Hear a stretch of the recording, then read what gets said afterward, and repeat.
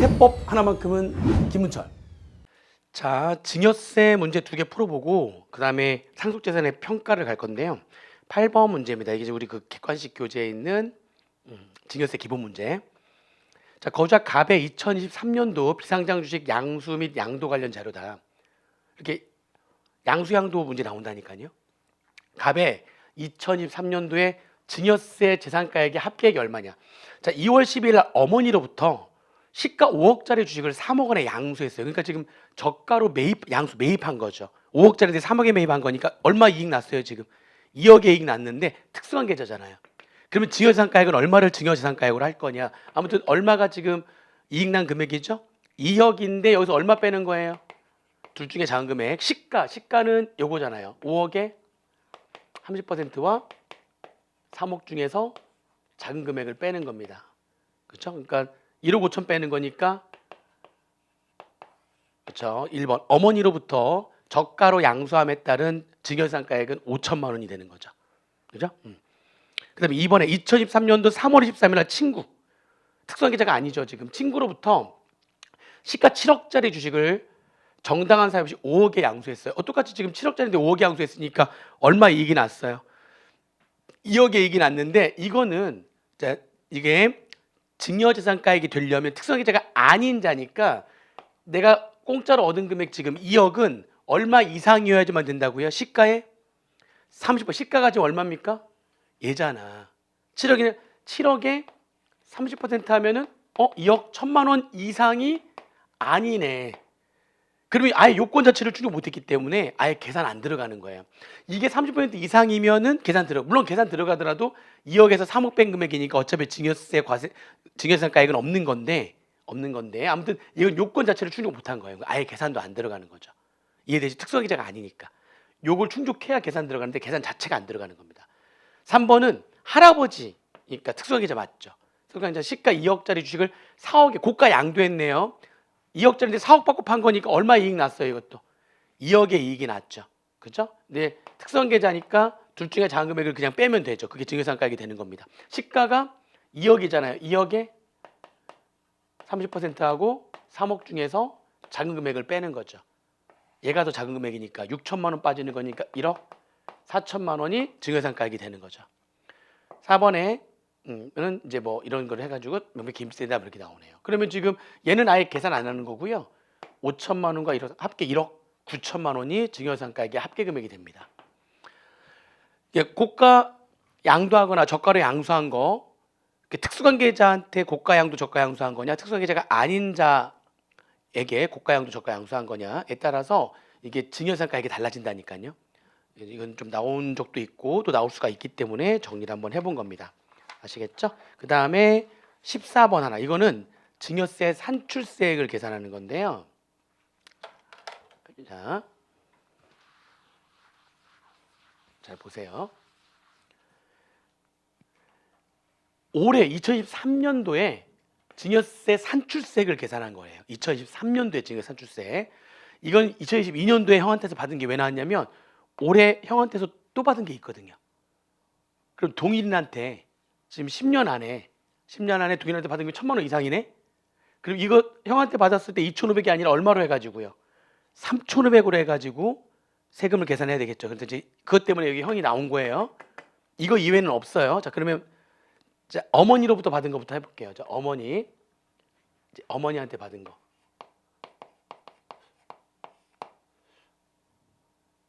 자, 증여재산가액이 얼마라고요, 지금? 어머니한테서 증여재산가액은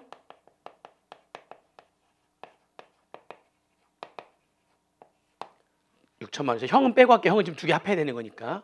같은 날 누구한테서 받는 것도 있어요, 지금? 그죠? 할아버지한테서 받은 것도 있는 거예요. 할아버지한테서 얼마 받았어요? 9천만 원 받은 거예요. 자, 어머니나 할아버지는 다 직계 존속이에요. 내 입장에 직계 존속이 나한테 증여를 한 겁니다.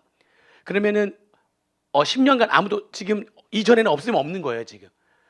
그러면은 직계 존속으로부터 받은 건 전부 다 그룹별로 합해가지고 5천만 원까지 내가 지금 아버지가 생존에 있다라고 지금 돼 있고요. 아버지 생존에 있고 그 다음에 미성년자가 내가 아니고 이렇게 그런지 아니고 그러면 5천만 원 지금 증여세금 공제가 되는데 증여상 공제를 증여 공제라고 할게요. 엄마 쪽도 하고 할아버지 쪽도 해야 되는 건데 같은 날이잖아요. 이게 하루라도 빠르잖아요. 그러면 엄마 쪽에서 만약 엄마가 하루라도 빨리 지금 나한테 증여했다면 2월 9일 뭔 일 있었나 봐요. 내 생일.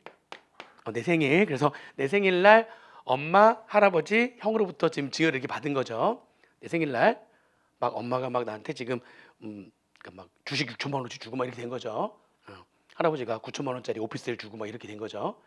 내 생일 좋은 집이다, 그죠? 근데 이게 만약에 엄마가 하루라도 먼저 나한테 줬잖아요. 그러면 어떻게 되냐면 여기서 얼마가 공제가 되고요. 5천만 원 공제되고요. 할아버지 쪽에서는 공제가 안 되는 거예요. 왜냐면 이제 합해가지고 5천만 원인데 먼저 증여받은 쪽에서 먼저 증여한 쪽에서 공제하고 끝나는 거니까. 근데 이게 같은 날이잖아요. 같은 날이면은요, 요 금액으로 비례해가지고 안분하는 거예요. 5천만 원 이해되시죠? 같은 날이니까. 만약에 하루라도 엄마가 빨랐거나 할아버지가 빨랐으면 그쪽에서만 공제되고 끝나는 거예요. 무슨 말인지 되시죠? 왜냐면 5천만 원 넘어갔으니까 한쪽에서 하고 끝나는 건데 같은 날이다 보니까 5천만 원 곱하기 1억 5천만 원분의 6천만 40%죠. 그러니까 여기 얼마 공제되는 거고요. 2천만 원 공제되는 거고 이쪽은 얼마 공제되는 거예요. 3천만 원. 같은 날이다 보니까 이걸 이렇게 안분하는 거예요. 증여세 안분해가지고 그렇죠? 증여공제하니까 이제 과세표준이 얼마 된 거예요. 과세표준이 엄마 쪽 과표는 4천만 원, 할아버지 쪽 과표는 6천만 원. 형 빼고 지금 계산하는 겁니다. 자, 여기다 세율 곱하는데 다 1억이 안 되잖아요. 1억이 안 되니까 세율 전부 다 몇 퍼센트 적용하겠어요? 10% 적용하는 거니까 엄마 쪽에서 엄마한테서 받은 6천만 원에 대한 산출세액은 400만 원이 되는 겁니다. 얘는 됐죠 지금. 얘는 400만 원이 되는 거죠. 자, 그다음에 할아버지한테서 받은 것도 1억이 안 되니까 그렇죠. 10% 취득과세형이니까 내가 받은 것마다 과세를 하는 겁니다. 합해서 하는 게 아니에요. 그래서 이것도 지금 산출세 600만 원 되는데 주의할 게 있어요. 아버지가 살아 있어. 그럼 할아버지 입장에서는 아들이 있는데 누구한테 증여한 거예요? 그렇죠. 손자인 나한테 증여한 거야. 아들이 있는데 그러면 세대를 생략했네. 그러니까 산출세액 이게 산출세액인데 여기서 얼마를 가산해야 되는 거예요. 여기에서 그렇죠. 내가 미성년자하면서 할아버지가 20억으로 초과해주면 40%를 할증하는 건데 그게 아니라 나는 이제 미성년자가 아니니까 30%만 할증하면 되는 거죠. 여기에 이제 가산이 되는 거죠. 600만 원에 30%니까 180만 원이 할증되는 거야.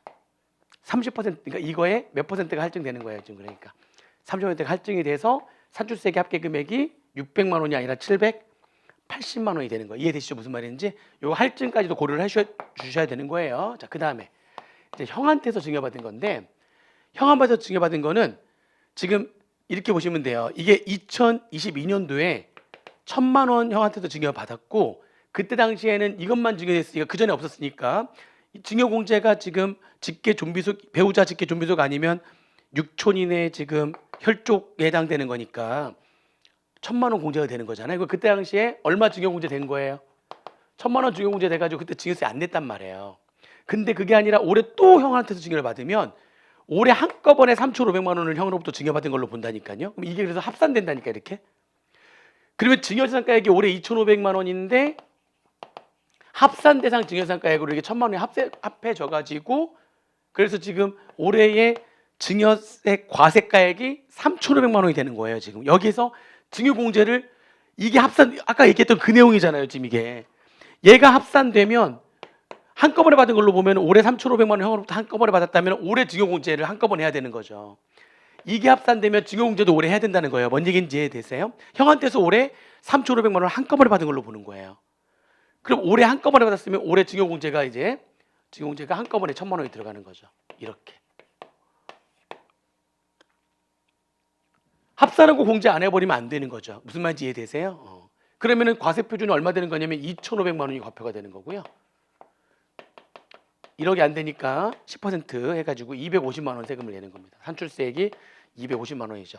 산출세액을 물어봤으니까 형 얼마? 250만 원. 할아버지 얼마? 780만 원. 엄마 얼마? 400만 원. 전부 다 합하면 얼마 되는 거예요? 650에 1,430만 원이 산출세액의 합계금액이 되는 겁니다. 요 형만 잘 이해하시면 되는 거예요. 그러니까 과거에 증여한 금액을 올해 한꺼번에 다 증여했다고 보는 거니까 그때 증여공제도 다 가지고 들어와야 되는 거예요. 같이 들어와서 올해 다시 계산하는 거죠. 올해 한꺼번에 3조 500만 원 증여받았다면 올해 한꺼번에 증여공제가 돼야 되는 거니까. 그렇게 해서 14번에 계산하시면 되겠습니다. 됐어요. 증여세 문제는 2개 먼저 풀어봤고요. 그 다음에 이제 44페이지에 상속 및 증여재산의 평가에 대한 얘기인데, 여기서 볼 거는 상속재산과 증여재산은 시가로 평가를 해야 되는 거죠. 시가가 원칙이에요. 그러면서 그럼 도대체 시가가 뭐냐? 시가는 평가 기간 이내의 기간 중에 매매, 감정, 수용, 경매, 공매가 있는 경우에 다음에 어느 하나에 따라서 확인되는 가액은 그 모든 게 다 시가가 된다는 거죠. 그럼 평가 기간이 뭐냐?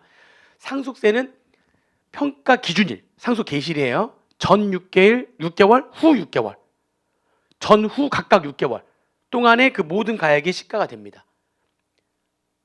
여러 개가 있으면 어떻게 한다고요? 평가 기준일, 상속 개시일 날에 가장 가까운 날의 금액. 만약에 가장 가까운 날의 금액이 둘 이상인 거야. 가장 가까운 날의 금액이 둘 이상인 경우는 어떻게 할 거냐? 그러면 그 평균액으로 한다. 그게 거기 그 주의사항의 기억 니은에 있죠. 그 말이. 자, 평가기간, 증여세는요, 평가기간이 어떻게 되느냐? 증여일이 평가 기준일이에요. 증여일 전 6개월, 후 3개월. 상속은 상속개시일 전후 각각 6개월. 증여는 증여일 전 6개월, 후 3개월. 그 안에 그 모든 금액들이 시가가 된다. 여러 개가 있다면 가장 가까운 날의 금액을 시가로 하되, 가장 가까운 날의 금액이 2개 이상이 있다면 그 평균액을 시가로 한다. 이렇게 되어 있다는 거죠. 이해되세요? 자, 그 다음에 자, 원래 평가 기간은 상속세는 66, 그렇죠? 전 6, 후 6, 증여세는 전 6, 후 3. 그 기간 안에 그 모든 금액들이 시가가 된다고 했는데 그 기간 안에 거기 위에 있는 그 모든 것들이 없어. 그 모든 것들이 없어. 자, 그러면 어떻게 할 거냐? 모든 것들이 없어. 그러면 모든 것들이 없으면은 시가를 모르는 거니까 상증세법상 보충적 평가 방법으로 가야 될 거 아닙니까? 그런데 하나가 더 있어요. 그게 뭐냐면 디귿이에요. 44페이지 밑에 있는 디귿. 자, 그게 무슨 말이냐면 평가 기간에 해당하지 않아. 자, 예를 들면 상속이야. 이게 상속 개시일이면 지금 전 6개월, 후 6개월. 이게 상속 개시일인데 요 기간 안에 시가가 없어요. 매매사례가액, 감정가액, 뭐 수용가액 아무것도 없어요. 그러면 어떻게 해야 되는 거냐면 이제 상증세법상 보충적 평가 방법의 금액으로 해야 되는데 그런데 여기 기간 안에는 없는데 뭐는 있냐면 과거에 조금 오래전 거를 쭉 좀 보니까 전 6개월은 넘었는데 2년 안에 그 얘기예요. 지금 그게 3번에 평가 기간에 해당하지 아니하는 기간으로서 평가 기준일 전 2년 이내에 기간 중에 매매가 있었던 거예요. 6개월 지나고 2년 사이, 그러니까 이 사이에 매매가 있었던 거지. 이 부동산에 대해서, 이 주식에 대해서, 부동산에 대해서 뭔가 이때 매매가 있었던 거야. 주식은 뭐 어차피 상장 주식은 다 종가가 있으니까 주식 빼고 지금 부동산 얘기하는 겁니다. 매매가 있었던 거야. 매매가, 그죠? 2년 이내 매매가 있었던 거예요. 그러면 평가 기준일부터 과세표준세액의 결정 기한까지, 과세표준세액의 결정 기한까지, 세액의 결정 기한까지 이때 매매가 있었는데 이때 그 부동산과 관련해 가지고 이게 이런 말이 중요한 거예요. 주식 발행회사의 경영 상태의 시간의 경과 및 주요 환경 등의 변화 등을 고려해서 가격 변동에 특별한 사정이 없다고 보아 상속세 또는 증여세 납세자, 지방세청장 또는 관할 세무장이 신청하는 때에는, 그러니까 이게 이때는 이 기간에는 없었는데 이전 2년 안에 매매는 한번 있었던 거야. 그래서 여러 가지 상황에 비춰봤을 때 이때부터 사실 부동산 같은 경우에는 일정 기간 가격이 변동이 없이 쭉 가는 경우가 있거든요. 뭐 특별한 일이 없어 그냥. 그래가지고 그냥 예전에 그 금액 한번 1년 8개월 전에 한번 거래한 적이 있는데 그게 여러 가지 상황에 비춰봤을 때 변화가 없는 것 같아. 그래서 이거를 신청하는 거예요. 납세자가 신청하든 관할 지방세청장이 신청하든 관할 세무장이 신청하든 이거를 평가심의위원회에 신청하는 거야. 저 이거 변동이 거의 없는데요. 그럼 그냥 이거를 그냥 뭘로 봐주세요. 그러니까 이거를 그냥 시가로 봐주시면 안 돼요라고.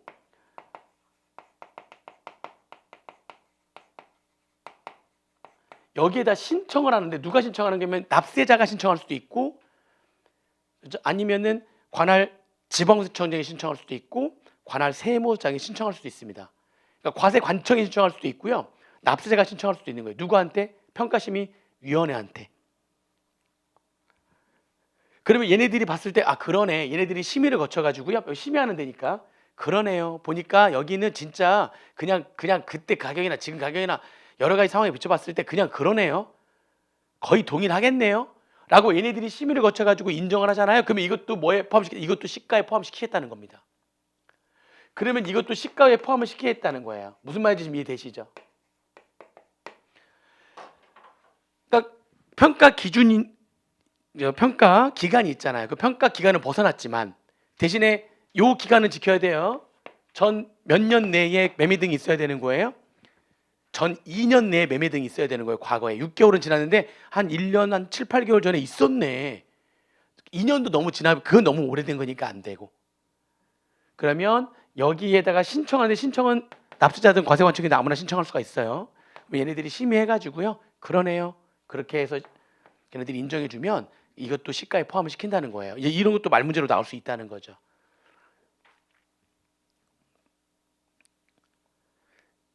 됐습니까? 자, 근데 이런 것도 없으면 이제 상징세법상 보충적 평가 방법에 의한 금액으로 하면 되고요. 아 그리고 여기 교재에 그 널려다가 뺀 게 있는데 이것도 나올 만하니까 잠깐 보세요. 뭐냐면 어떤 자산이 있는데 그 자산이 전세권이 설정돼 있거나 저당권이 설정돼 있거나 그런 전세권이나 저당권이 설정된 자산이 있는 거예요.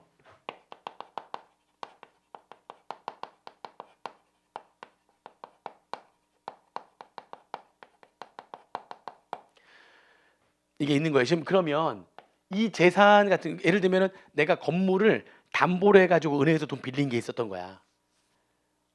응? 근데 지금 뭐냐면 그 건물이 은행에서 그때 당시에 돈을 빌렸을 때에는 이 건물이 시가가 좀 상당해서 그걸 담보로 해가지고 돈을 상당히 빌렸어요. 내가. 그러면 지금 그 담보된 채권이 있을 거 아니에요. 저쪽은 채권, 나는 채무. 그렇죠? 상대방의 그 담보 채권액이 있을 거 아닙니까? 담보로 한 채권액, 나한테 빌려준 그 금액이 있을 거 아니에요. 그걸 담보로 해서. 근데 시가가 그 사이에 좀 떨어져, 건물 같은 게 떨어질 수도 있단 말이죠.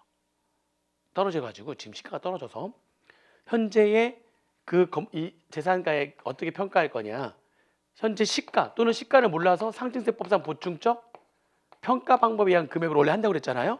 근데 시가를 몰라가지고 시가 또는 알면 시가, 모르면 보충적 평가 방법에 의한 금액으로 했는데 이게 시가가 많이 떨어진 거야. 과거에 그 담보로 해가지고 그 돈 빌렸을 때보다 이게 많이 떨어진 거야. 그러면 이거는 그 전세나 담보로 인한 채권액보다 얘가 작으면 최소한 얼마로 하겠다는 거예요. 그 전세금이나 담보로 된 채권 금액을 그 자산의 평가액으로 하겠다는 거죠. 최소한. 그러니까 이게 시가가 떨어질 수 있잖아요. 그러니까. 아니 이거 되게 많아요. 이거 깡통 전세라고 들어보셨어요? 깡통 전세? 아니 요즘 이게 지금 집값이 엄청 떨어진 거 알고 요즘 막 쭉쭉쭉 빠지고 있죠. 얼마 전에 막 엄청 쭉쭉 오르다가 지금 장난 이게 무슨 뭔지 모르겠어요. 무슨 이런 식으로 뭐 이게 막 부동산 이러니까 그때 불과 얼마 전만 해도 막 집값이 장난 아니었잖아요. 그러니까 예를 들면 그때 10억짜리였어. 그러니까 그 전세로 누가 들어온다고 하니까 그때 막 전세도 없고 하니까 사람 막 전세를 막 해주세요. 그러니까 알았어 해가지고 그때 좋아 해가지고 그때 7억 받았단 말이에요. 전세금으로 7억 받았단 말이에요. 근데 그 아파트가 지금 6억 된 거야. 시가가 뭔 얘기인지 이해되세요? 전세금은 지금 7억인데 아파트 그때 당시 10억이었는데 지금 6억 된 거라니까. 그러면 그 재산을 얼마로 하겠다는 거예요? 그 재산은 최소한 전세금보다 작을 수는 없어. 전세금보다는 작을 수 없어. 그래가지고 둘 중에 큰 금액을 그 재산에 가액을 하겠다는 거죠. 그 아파트 가액을 하겠다는 거예요. 실제 지금 시가는 얼마인데요? 지금 6억으로 떨어졌는데 전세금보다 작을 수 없다는 거예요. 그래서 이렇게 전세권이나 저당권이 설정된 재산은 이런 특례를 적용하는 거. 둘 중에 큰 금액을 자산가액으로 한다. 라고 하는 겁니다. 뭔 얘기인지 이해되세요? 그런 경우 요즘이 이렇다니요. 요즘이 이래요. 불과 얼마 전에 막 이렇게 올라갔을 때 전세 내줬던 거지. 근데 지금 시가가 막 1년 사이에 확 떨어져 버리는 바람에 그렇죠? 얘보다 얘가 확 떨어진 거지. 요즘 시기를 반영하니까 나올 수 있어요. 그래서 지금 여기 다 넣을 수 없어가지고 2차 교재는 있는데 1차 교재에서는 뺐는데 이거 요즘에 하도 이슈가 되는 거니까 그렇죠? 그래서 이렇게 전세권이나 저당권에 설정된 재산은 둘 중에 큰 금액을 자산가액으로 한다는 그 자산가액으로 평가하겠다 이런 얘기입니다. 나머지는 안 보셔도 되고요. 보충적 평가목 넘겨 보시면은 주식을 보시면 돼요. 주식. 자, 이제 주식 봅니다.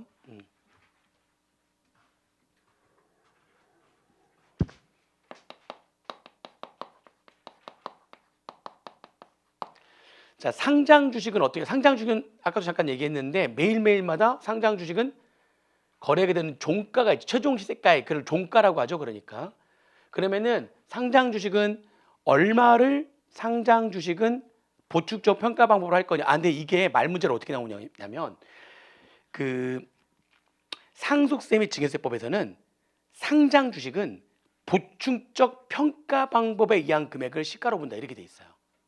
상장 주식은 별도로 시가가 따로 있고 시가를 모르면 상증세법상 보충 평가 방법으로 하는 것이 아니라 상증세법에서는 상장 주식은 그냥 뭐를 시가로 한다고요? 보충적 평가 방법에 의한 금액을 시가로 한다 이렇게 돼 있어요. 얘는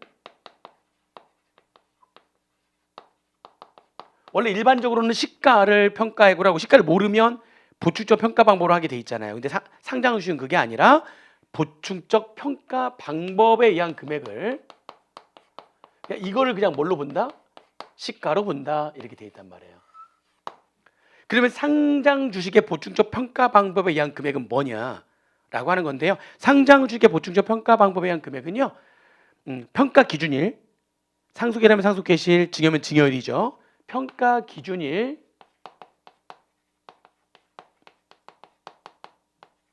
전후 각각 2개월, 총 4개월이죠. 그러니까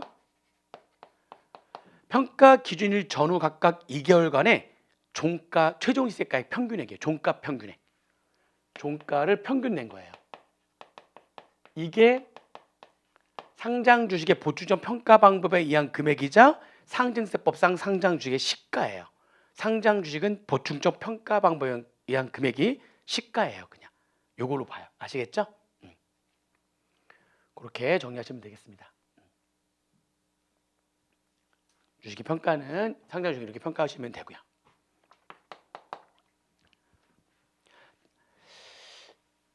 단 변칙적인 증여 중에 불공정 합병이 있어요. 불공정 합병으로 인해 가지고 주식을 지금 취득하는 그러한 경우에는요. 이렇게 총 4개월 동안 2개월 총 4개월 동안 종가 평균액으로 하는 것이 아니라 불공정 자본 거래하는 그 시기에 그냥 최종 시세가액 그날 현재 최종 시세가액으로 한다.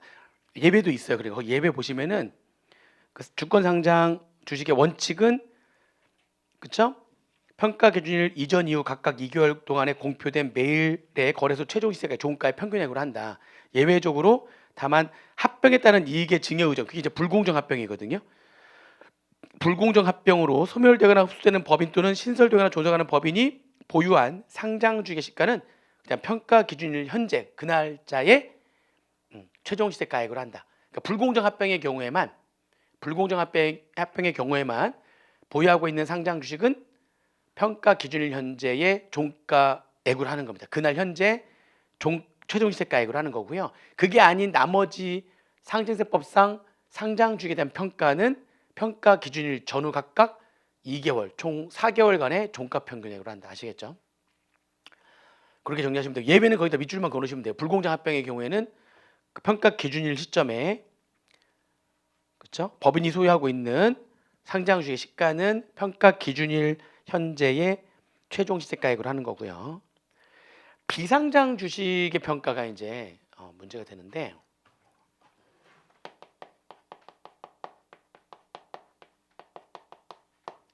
자, 비상장 주식은 시가가 없어요. 아예 시가가 없죠. 시장에서 거래되는 게 아니니까. 그러니까 비상장 주식은 그냥 보충적 평가 방법에 의한 금액으로 해야지만 되는 거예요. 그렇죠? 얘는 시가가 없기 때문에 그냥 보충적 평가 방법에 의한 금액으로 해야지만 돼요. 그럼 비상장 주식의 보충적 평가 방법은 어떻게 되는 거냐? 얘네들은 거래를 하지 않기 때문에 거래소에서 거래를 하는 게 아니니까 최종 종가 이런 게 없어요. 그럼 어떻게 할 거냐? 그 비상장 회사에 재무상태표를 봐요. 재무상태표를 보면은 그 비상장 주식의 한 주당의 가치가 얼마인지 알면 되잖아요. 내가 그 주식을 몇 주를 갖고 있는지는 알고 있고 그 주가만 알면 되죠. 주가만. 주당 가치. 비상장 주식 주당 가치만 알면 거기다가 발행 주식수를 곱하면은 그러면은 전체의 자산가액이 되는 거니까. 주가를 계산하는데 한 번은 뭐를 보냐면 한 번은 이제 재무상태표를 보는 거예요. 재무상태표. 재무상태표를 보면은 거기 순자산가액이 나오잖아요. 자산의 부채를 뺀 순자산가액. 그게 그 회사의 전체 가치잖아요. 그거를 발행 주식 총수로 나누면 그게 주가가 되는 거죠. 이게 주가. 이거를 주가로 하자. 이걸 뭐라고 하냐면 이거를 주당 순자산 가치라고 하는 거예요. 얘를 뭐라고 한다고요? 주당 순자산 가치.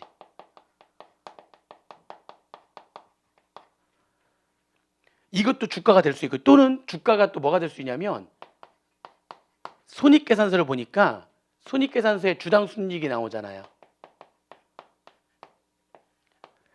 계속기업을 가정하면 주당 순이익이 영원히 계속될 거 아닙니까?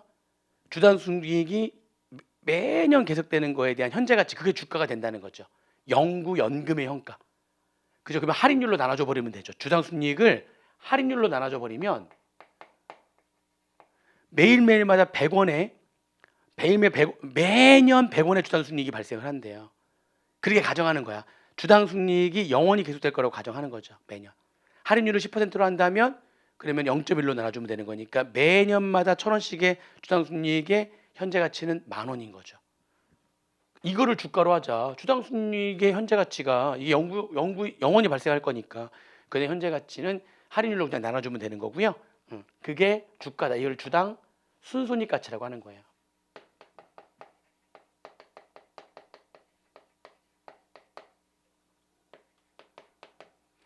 그러니까 주당 순자산 가치하고 주당 순손익 가치를 구하는데요.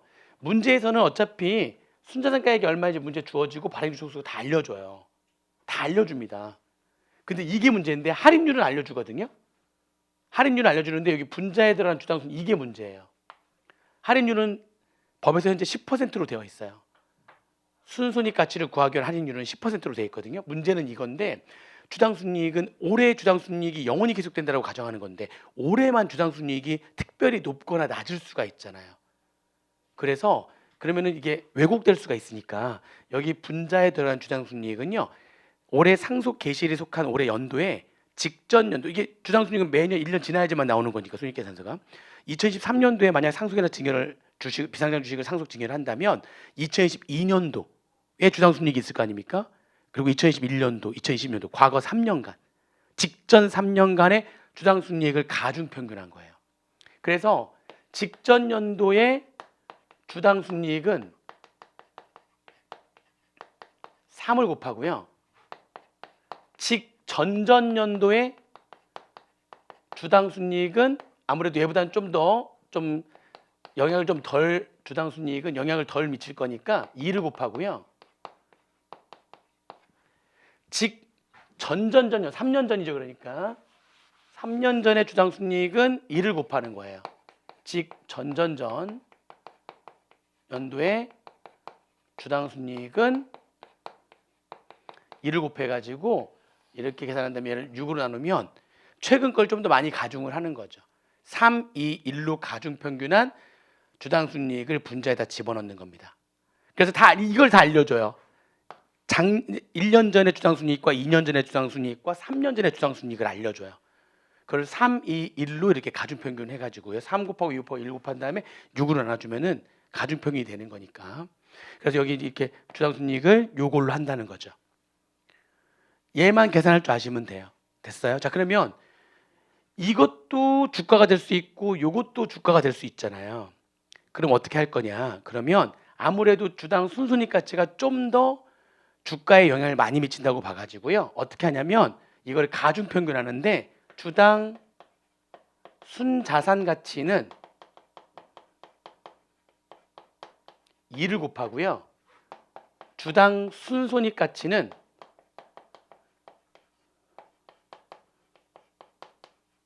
3을 곱해가지고 여기 좀 더 많은 가중을 한 거죠. 그렇게 해서 얘를 5로 나누면 얘를 주당 순순익 가치에 좀 더 많은 가중치를 둔 거죠. 그냥 둘 더해가 이거 더해서 2로 나누면 똑같은 가중치를 준 건데 여기 좀 더 가중치를 준 거죠. 이렇게 가중평균을 해요. 얘가 주당 순순익 가치가 주가에 좀 더 많은 영향을 미칠 것이다라고 보는 거죠. 그래서 이 가중평균한 금액을 이 회사의 주가로 하는 겁니다. 그런데 이게 가중평균한 금액으로 주가로 하는데 주당 순순익 가치가 너무 작은 거야. 주당 순순익 가치가 너무 작은 거야. 그러면 가중평균할 때 주당 순자산 가치는 10,000원인데 주당 순순익 가치는 1,000원밖에 안 되는 거야. 그러면 얘 가지고 평균 내면은 굉장히 10,000원보다도 훨씬 작은 금액이 되잖아요. 그런데 생각해 보세요. 아무리 회사의 가치가 떨어진다 할지라도 내가 가지고 있는 순자산을 지금 당장 팔면은 80%는 받을 수 있거든. 지금 당장 팔면.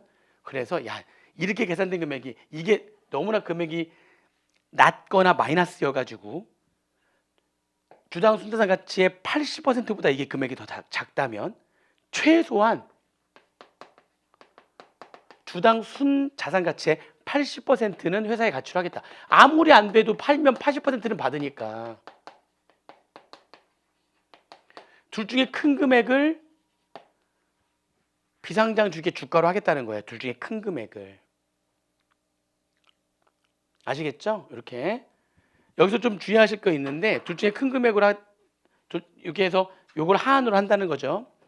첫 번째는 이 회사가 전체 자산 중에서 부동산 및 부동산에 관한 권리, 즉 부동산 등이 50% 이상인 부동산 과다법인이면 주당 순순익 가치보다는 주당 순자산 가치가 주가에 좀 더 많은 영향을 미친다고 봐서요. 얘는 3회 가중을 하고 얘는 2회 가중을 해요. 얘가 어떤 회사라면 부동산 과다법인. 전체 자산 중에서 부동산 등이 차지하는 비중이 50% 이상인 부동산 과다법인은 3대2로 가중을 해요. 아시겠어요? 자, 그 다음에 하나 또 있는데 그게 뭐냐면 이게 주당 순순익 가치가 이게 의미가 있으려면 이 회사는 영원히 계속돼야 되는 회사여야지만 되는 거잖아요. 근데 이 회사가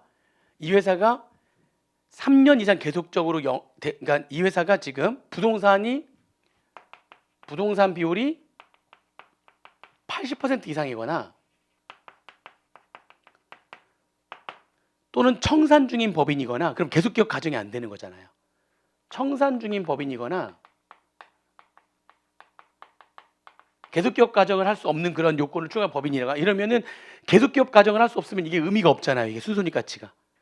그리고 부동산이 너무나 많은 이러면 80% 이상이고 이런 경우에는 그냥 아예 주당 순자산 가치만으로 해요. 회사의 그 주가를 주당 순자산 가치를 주가로 해버리는 거죠. 이해되시죠? 그렇게 보시면 됩니다. 이렇게 마지막 한 가지예요. 이제 마지막. 그럼 다 됐어요. 다 됐는데 마지막 하나는 뭐냐면 이게 상장 주식이든 비상장 주식이든 이렇게 해서 주가를 계산했잖아요. 그래서 주가를 다 계산했잖아요. 근데 상속이나 증여를 한 자가 최대 주주라면은 20% 할증합니다. 여기에다 곱하기 120%를 곱하고요. 여기에다 곱하기 120% 곱하기 몇 퍼센트 할증하는 거예요? 그러니까 20% 할증하는 거예요. 지금 이렇게 최대 주주는 20% 할증해요. 자, 단 아무리 또 최대 주주라 할지라도 중소기업이거나 3년 평균 5천억 원 미만인 중견기업. 자, 여기 말하는 중견기업은 아까 우리 가업상속공제세 중견기업과 마찬가지예요. 3년 평균 매출액 5천억 원 미만인 중견기업이거나 3년간 결손금이 계속 발생한 법인이거나 등등등등. 거기 교재 보시면 마지막에 나오거든요. 교재 보시면 마지막 페이지에 47페이지에 1번부터 8번까지 쭉 나오고 제가 1, 2, 3번 얘기한 거거든요. 그러니까 1, 2, 3번만 알고 계시면 되는데 한번 나머지 읽어보세요. 거기에 해당되면은 얘네들은 뭐 안 한다고요? 얘네들 여기에 해당되면은 아무리 최대 주주라고 할지라도 뭐 하지 않고요. 할증하지 않아요. 그러니까 최대 주주가 아니면 아예 할증 안 하는 거고 최대 주주면은 20% 할증을 하는데 아무리 최대 주주라 할지라도 또 여기 중소기업이거나 3년 직전 3년간의 평균 매출액 5천억 원 미만 중견기업이거나 이게 이번에 들어왔어요. 이번에 또는 3년간의 결손금이 계속 발생하거나 등등등의 법인이라면 또 아무리 최대 주주라 할지라도 할증하지 않는다는 거죠. 됐어요. 문제만 두 문제 풀어보면 돼요. 문제만 풀어보겠습니다.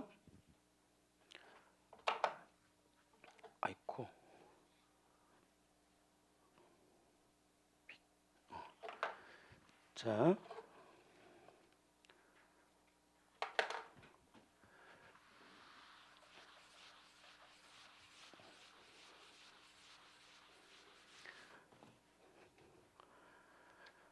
다음은 거주자 갑이 상속받은 주식과 관련된 자료다. 다음 자료를 이용하는 경우에 갑이 상속받은 주식의 설악의 주식은 갑의 상속세 과세가액 계산 시 얼마로 평가되는가? 갑이 상속받은 주식이 있는데, 자, 비상장 주식을 갖고 있는 거예요. 비상장법이 발행한 주식 몇 주를 갖고 있어요? 5천 주를 갖고 있어요. 액면가액 5천 원이고요. 상속 개시일은 3월 2일이에요. 최대주주 아니니까 최대주주 아니면 할증할 필요 없는 거죠. 이건 할증할 필요 없는 것이고, 자, 설악의 세무상 자산은 30억이고요. 부채는 20억이니까 순자산은 10억인 거 바로 보이죠. 자산은 30억, 부채 20억. 총발행 주의수는 설립이죠. 설립 이후에 계속 10만 주로 유지되고 있고, 설악은 부동산 과다보유법이 부동산 과다보유법인이 아니면 순자산 가치하고 순손익 가치 계산해서 순손익 가치가 좀 더 가중이 있는 거죠. 부동산이 많으면 순자산 가치가 가중이 더 있는 거고. 그래서 3년간의 주당 순이익이 나와 있고요. 자, 그러면 비상장 주식이니까 일단 뭐를 계산하냐면 주당 순자산 가치를 계산하는데, 주당 순자산 가치는 자산을 부채 빼는 거니까 10억이잖아요. 10억을 10만 주로 나눠주면 되죠. 그죠? 그러면은 주당 순자산 가치는 한 주당 얼마가 되는 겁니까? 10,000원이 되는 거고요. 주당 순손익 가치는 여기 가중평균한 주당 순이익이 3년치 나왔으니까 그걸 가중평균하면 되고, 이거를 할인율이 10%래요. 지금 10% 밑에 보니까 요것만 구하시면 되죠. 요거 어떻게 구할 거냐? 가중평균하면 되는 거죠. 여기 바로 해볼게요. 3년 전 거는 1을 곱하고, 2년 거는 2를 곱하고, 1년 전 거는 3을 곱해가지고요. 얘를 다 어떻게 해요? 얘를 다 더하고, 그래서 얘를 몇으로 나눠주면 되는 거예요? 6으로 나눠주면 되는 거죠. 그래서 900 곱하기 1, 1200 곱하기 2, 1500 곱하기 3 해가지고 다 더한 다음에 6으로 나눠주게 되면 얼마가 되는 겁니까? 6으로 나눠주면은 요 금액이 1,300원인가요? 그래서 여기 들어와야 될 금액이 1,300원이고요. 그러면 13,000원이 되는 거네요. 됐죠?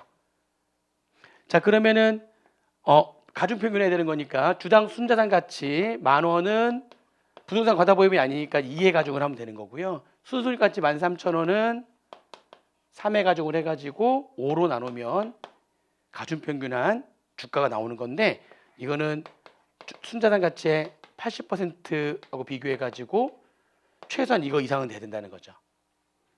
이건 8,000원이고 이게 더 크네요. 딱 봐도 이게 크죠. 이거 계산해 보니까 이게 얼마 나오냐면 주당 가치가 얼마에 11,800원 나오네요. 할증 안 하는 거니까 이거죠. 그러면 내가 몇 주를 갖고 있으니까요. 지금 5,000주 갖고 있으니까 여기다 곱하기 5,000주 하게 되면 내가 가지고 있는 설악 주식의 금액이 평가가 되는 거죠. 그랬더니 얼마 나오는 거예요? 5,000주 하니까 5,900만 원이 되는 겁니다. 답은 5번이죠. 그죠? 마지막 문제 하나만 더 풀어볼게요.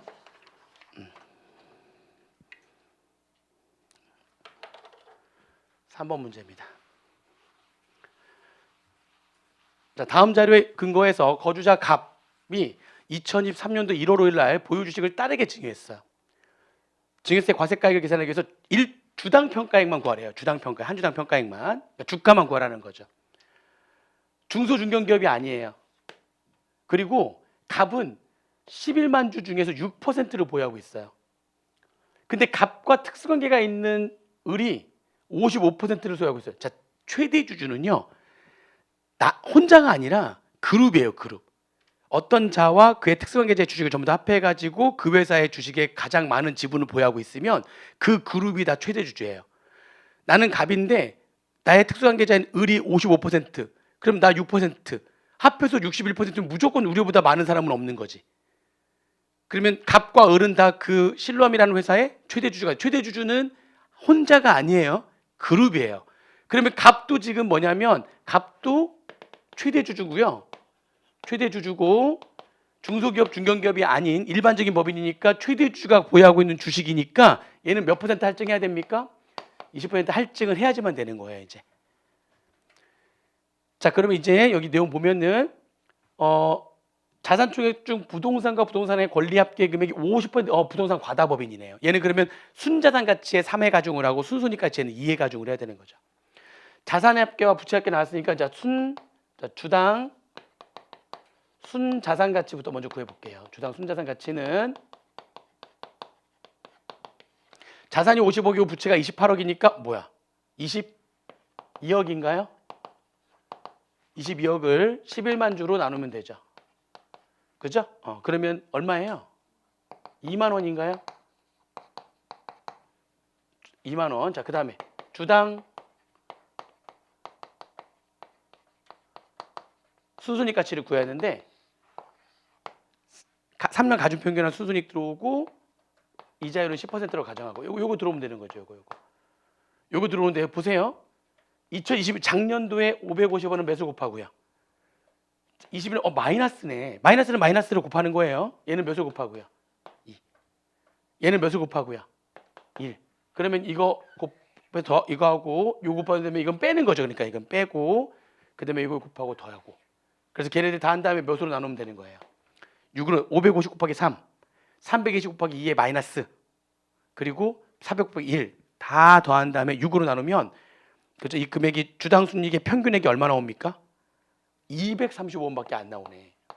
그러면 2,350원이 되는 거죠. 자, 그러면 이제 가중평균 하는데 주당 순자산 가치는 부동산 과다법이니까 3회 가중을 해야 되는 거고, 주당 순손익 가치는 2,350원밖에 안 되잖아요. 얘는 2회 가중을 해서 이걸 5로 나누는 거죠.